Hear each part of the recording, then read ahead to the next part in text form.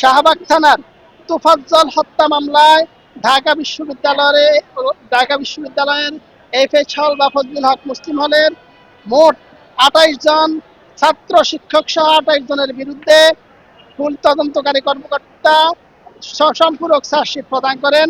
বিজ্ঞ আদালত চার্জশিট আমলে নিয়ে এই মামলার পলাতক ২২ জন আসামির বিরুদ্ধে গ্রেপ্তারি পরোয়ানা জারি করেন। জুলাই বিপ্লবের পরবর্তী সময়ে বাংলাদেশে অত্যন্ত আলোচিত একটা ঘটনা ছিল 18 সেপ্টেম্বর 2024 এফএইচ হল বা ফজলুল হক মুসলিম হলে রাত 8:45টার দিকে এই তোফাজ্জল মানসিক ভারসাম্যহীন অবস্থায় সেই হলে প্রবেশ করলে হলের ছাত্ররা তাকে মোবাইল চোর সন্দেহে গণপিটুনি দেয়।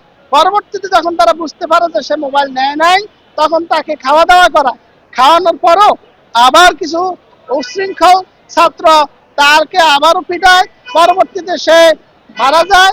সেই হত্যা মামলায় আজ এই মামলার তদন্তকারী কর্মকর্তা সম্পূরক চার্জশিট প্রদান করলে বিজ্ঞ আদালত সন্তুষ্ট হয়ে আসামিদের বিরুদ্ধে এই চার্জশিট আমলে নিয়ে পলাতক ২২ জন আসামির বিরুদ্ধে তিনি গ্রেপ্তারি পরোয়ানা জারি করেন।